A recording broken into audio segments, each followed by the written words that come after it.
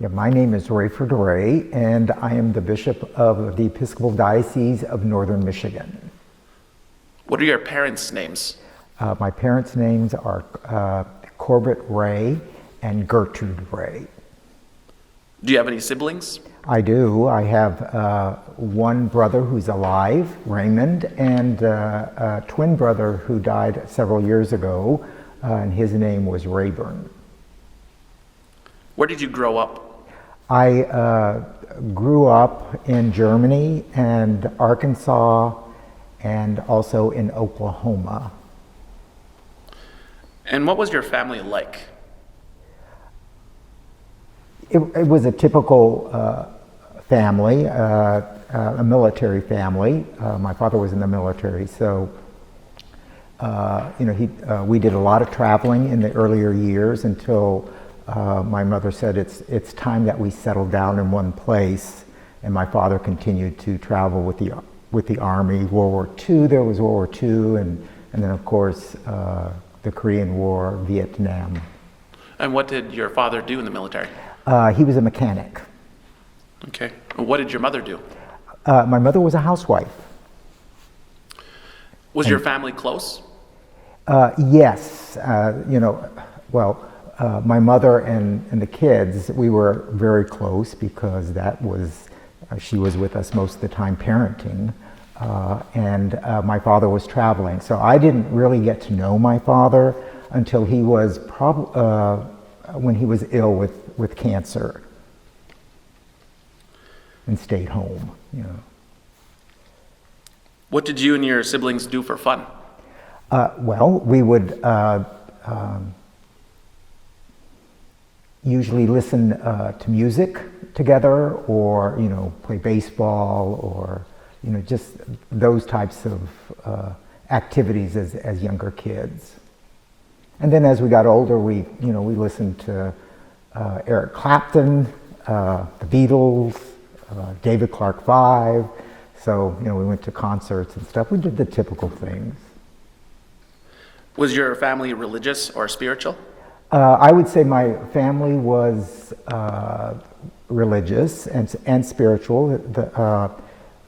My mother came from a family that was Roman Catholic in Germany, and in our later years, the family kind of bounced around in terms of faith traditions, Methodist, Baptist, and eventually wound up in the Episcopal Church.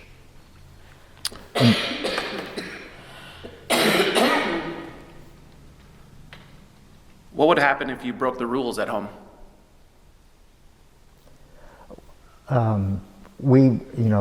In our family, we didn't, if we broke the rules, we would be corrected. That's basically how that happened. Like a verbal correction? A verbal correction, yeah.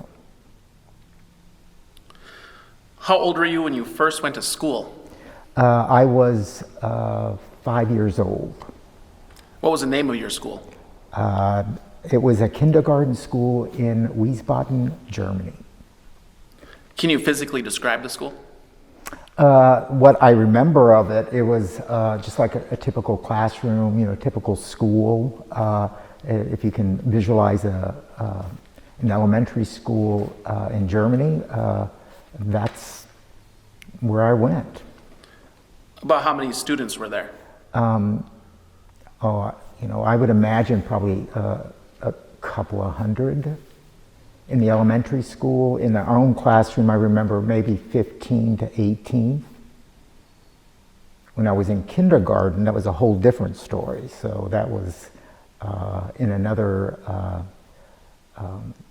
building that was really in the basement, under an apartment where people lived, and that was our kindergarten.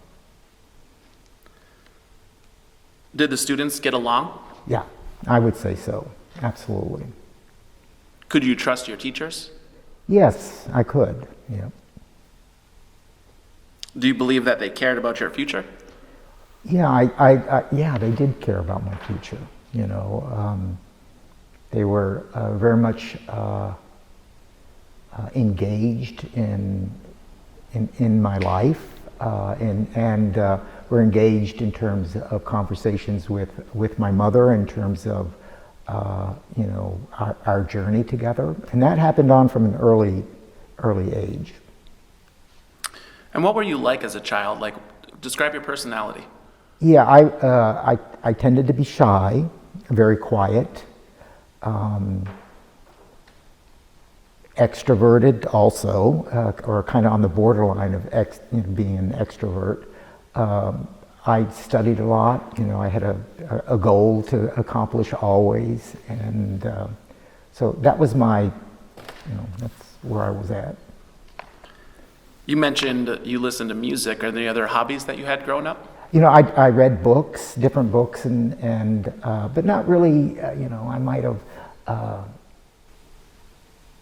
collected rocks in the early age as a kid and stuff. But that was basically stamps, stuff like that. What's one of your favorite memories from your childhood? I think the favorite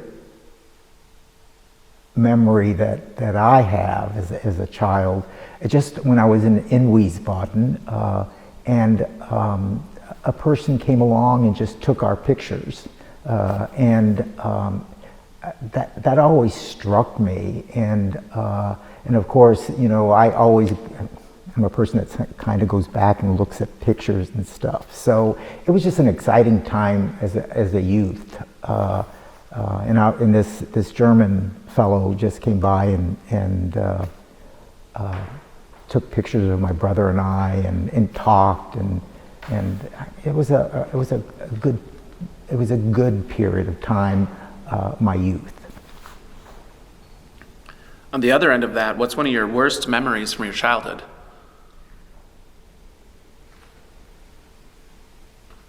I don't know that I really have any worst memories. I remember getting mixed up with my brother in the hallways of the school, and I had come out of a classroom, and a teacher, and Rayford was in the other class, and he was going in for a water drink, and I was following, and she thought I was my brother, so I had to go into their classroom, and that was kind of a surprise for the teacher and I think everybody else. But I really, if there was a worse time, it was just being shy. I was a shy kid, and awkward coming into situations. I would be very careful. I'd scan the room, and part of that I think has to do with with my own mother's upbringing. It all had a part to play in how I lived my life also. I mean, it was based on fear. My mother was, her family certainly experienced torture under the Nazis during that time. So, we talk about the DNA traveling from one family to another. Well, it did happen in our family. And I could never name it until I sat with other Indigenous folk who shared their story, and that was kind of an awakening for me. And could you give us a little bit of a brief history on what your mother went through, where she was from? Yeah, she was born in Trier, Germany, and Hitler said that was the Black City because there were so many Roman Catholics there. She was, her father was eventually sterilized and castrated because of his resistance to the Nazis and also in helping the Jews who were in the city. And I would not be surprised if he wasn't part of the underground at that point. So the family lived really in lots of fear, and there was lots of taking the children out for indoctrination. Her brother had to go to a school that was just focused on being a good Nazi who, so a lot of the kids had to deal with that. Can you tell me about how you first became involved in the church? It happened, well, in the 1960s. I always remember going to the Baptist church in Fort Smith, Arkansas, or at least to Vacation Bible School at that point. And what age were you at this point? oh my gosh, probably 6 or 7. Okay, pretty early then. Yeah, and what had happened during the Vacation Bible School is that at the end of the week in the Baptist Vacation Bible School, everybody was baptized. And so my mother was furious with that, and because there was no asking it, they just did it. And so at that point, with her association with the Roman Catholic Church, which was not a happy one, because she had been divorced early on in her life during World War II, and she was, well, she was married because they were going to take her and put her into the German Corps. And so her father had her married and then and divorced quickly afterwards. After the war. And so of course it was always she could not receive communion afterwards because she was a divorcee. And that was an early time, I mean, back in the 40s, and that carried with her forever, and especially when her own dad died in the 1950s. But we went to the Episcopal Church after the week after. We were already attending the Episcopal Church the next Sunday, which was much more in line in terms of the tradition, the Anglo-Catholic tradition, which was certainly different from the Roman Church, but it was close enough that she felt comfortable with it. And when did you sort of take that step to become more involved in the church instead of just kind of an attendee? Oh, I probably, when I started teaching, I began teaching school in 1979, and while I was teaching, I had a lot of kids who were underprivileged. A lot of immigrant kids came up from the South. Their families picked the cotton, and I just remember the kids didn't even have bathrooms, or they lived in dirt floors. There were several families living in one house. I remember that. I remember, some of the kids had to go back to Mexico because at a young age, because of the situation there in Oklahoma and in their families, and it made a real impact on me. It changed who I was, and so I decided it was time, along with our family, to go back to the Episcopal Church in Lawton, Oklahoma, where I participated fully in the life of the community. At that point, people in the faith community started asking, so have you looked at seminary as a place to go to school and to be a priest? So that's what I did. Now, your official title today is bishop, correct? Mm-hmm. Can you tell us a little bit about what that means and sort of the structure of how the church works? I'm part of the Episcopal Church, and the Episcopal Church is part of the Anglican Communion, and the Anglican Communion is worldwide. It's the third largest denomination in the world in terms of the Christian body. It has an Archbishop of Canterbury who is a spiritual head, but does not have any, let's say, control over the Episcopal Church. The Episcopal Church has a presiding bishop who presides over the House of Bishops, as well as the House of Deputies. A lot of the churches formed after the U.S. government, which I believe they took a lot of the formation from the church, or there was, And so, and as bishop, I'm basically, I have oversight over the churches, the Episcopal churches in the Upper Peninsula. So I'm a teacher and a pastor, a shepherd. I carry a staff when I'm with communities on big festive days, or if I'm there on Sundays, just as a symbol of my office. What drives you to do your work? I love my work, and that's I just love it, and what drives me is how I've changed, even in terms of my understanding of who this God is, or who this Creator is, in the midst of this world, and that's evolved. I used to see only the God or the Creator that was up there.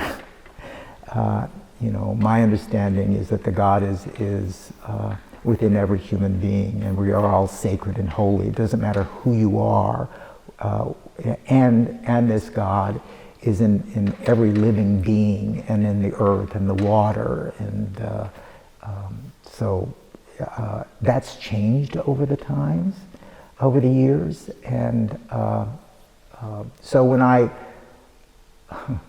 when I'm with people, I realize people are sacred, and if I know that you are sacred, then I have to take responsibility in treating you with respect and dignity, and that changes everything. Same for the earth. I mean, if I look at the earth as a living being and part of God's creation, then I'm going to respect the earth for what it's, for being part of God's creation.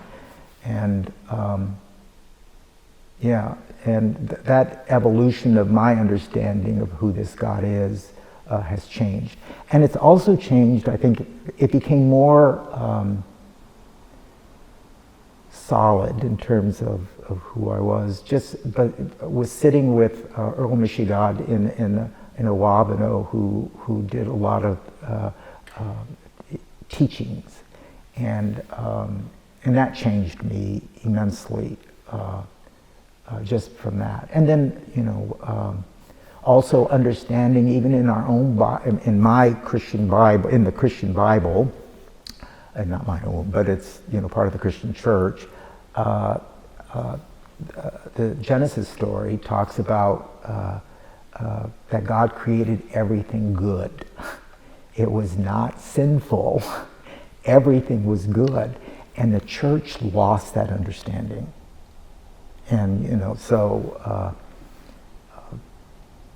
through the years, and so that really, I always go back to that past, the Genesis story, because it says so much about who we should be as a church and our understanding of God.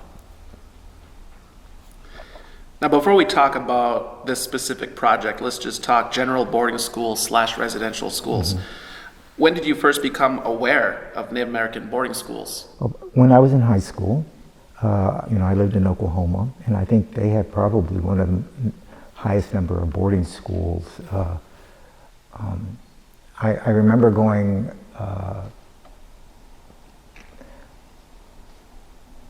past the Indian boarding school. It's called Fort Sill Indian Boarding School, and we would pass it going into town a lot. What was ironic through it all is that when the boarding school became so full of Native children, they would send them to the public schools. And MacArthur High was one of those places they sent the kids. And that was really hard for them. And one experience I had of a Native or Indigenous teenager, I was in line to get some water, and all he did was turn around and hit me hard in the face, in the mouth, which I had to eventually have some work done on. And I never understood. But over the years, even working with community Indigenous or partnering and being taught, there was so much anger. I mean, I always think, my God, we took these kids out of even what went from their tribal nations. They went to the boarding schools, and then what did we do? Bring them to a white or a public school? No wonder the anger must have been just immense. And now I understand. I didn't then, but that changed me a lot too. And during those years when you were younger, what was your perception like? How did you feel about this population of people? And about what? The population of people that were put in these schools, and how did you sort of feel about the Native population there? Yeah, I mean, when you were younger? In Oklahoma, the Native population, I mean, it's assimilated into the life of the people there, and probably more so than in a lot of other places. So even when I went to had a church, I mean, a large part of the community was Native, so they were always a part of my life. I remember being in the church in Okmulgee where I was asked to go to a listening session at that point. I didn't know what it was, going to the fire, and then people were sharing their stories and had a talking stick. And that was back in the 1980s, and I really it didn't click into me, it was just part of what we did. So, and I got to understand better again then too some of the teachings and sharing of stories and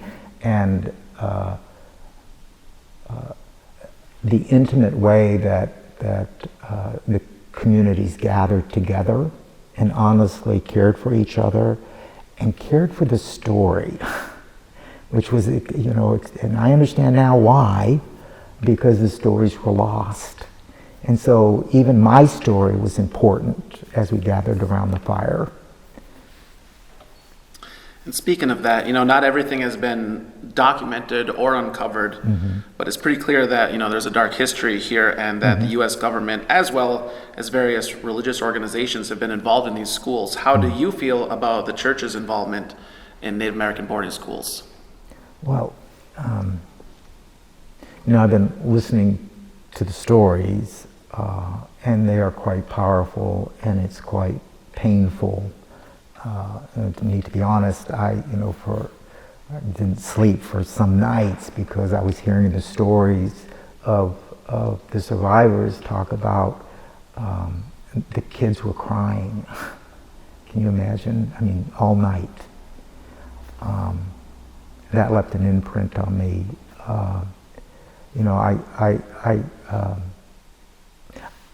Personally, I regret what took place. It's part of our history, and the church's role was there. I mean, I cannot we cannot say didn't happen. It did, and it was part. We assimilated, took Native children, and put them in boarding schools so that they would be more white, and took I would say probably took part of their spirit with them. They lost everything. I mean, their culture, their spirituality, their ceremonies, because we wanted to make them like me. And so the church was involved with that. And, a lot of it happened with the doctrine of discovery from the beginning times. And it wasn't just the boarding schools, it was forced removal. I mean, this all happened over a quite long period of time. And I believe it's still happening today. Now tell us a little bit about the project, the traveling exhibit, and how it's evolved over time. Yeah,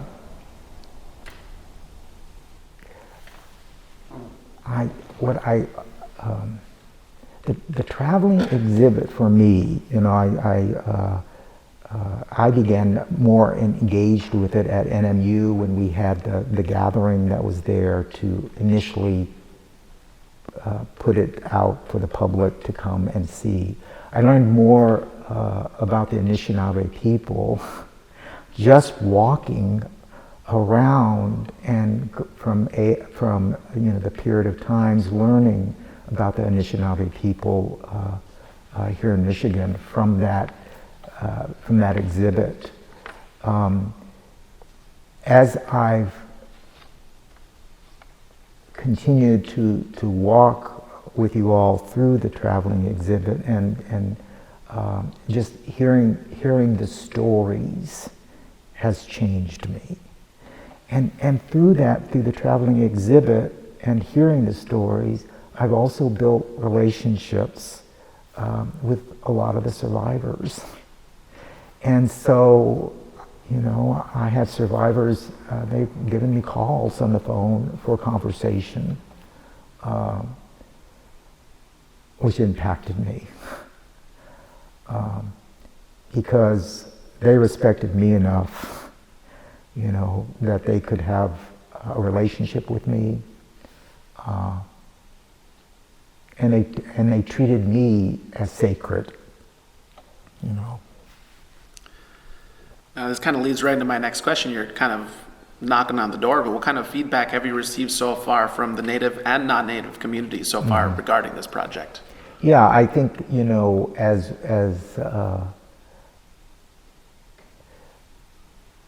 I think the Native people that I've been in contact, know that this needs to happen. We need to share our stories together. Our participation in it, in the stories, as well as the Native participation, in order for healing to take place. You got, and I think that's part of the traveling exhibit too. Is that. I think others are interested in it. They know that we need to be held. I think the stories are well, I think there's an awakening going on in terms of the boarding schools and just the culture of the Anishinaabe people, the spirituality, everything is beginning to be awakened, I think. And so I think there's kind of the awakening and then finding out what happened in the boarding schools, and I'm always reminded, there's, don't, because the first thing I do is I feel shame, but what I love, what the elders have said, it's not about being shamed. It's about, what honestly happened. And I believe that the churches and the government needs to be held accountable for those actions that took place. Even in my own family, with the tortures that took place, the government, the German government, we received, my family received reparations for the atrocities that happened to them, and we need to have some honest conversation around that and be held accountable for it. And finally, why is it important that these stories be told? People need to hear, you know, I mean, they need to hear what took place, and our involvement in it. And it wasn't just the boarding schools. I mean, this goes beyond, I mean, and the atrocities happen are just horrific. But what we as a Western society, or white Western European society, did in wiping out an entire a group of sacred people in the image of the Creator, who, you know, the attempt was to erase it and make them white, and we need to tell that story so it doesn't happen again. Especially, just think about how we're living today. I mean, I thought we'd never be where we are today in terms of our political situation, and where, you know, we now have people who walk on the streets that are fearful if you're of a different color, being attacked, killed. I mean, I would have never in my dreams have thought we would be at that place. So we have to tell the story over and over again to be reminded of the atrocities that took place. And that's the only way that we're going to be able to change, and to change this I always say the thread in the universe where I believe the Creator or God, as I see it, is fully immersed into what's happening. So everything's stirred up, but I believe the outcome is that we're all going to be one, you know, and I think this is part of it. I think you know, the Creator has there's an intent here to have us all become one, where we see each other as sacred and holy.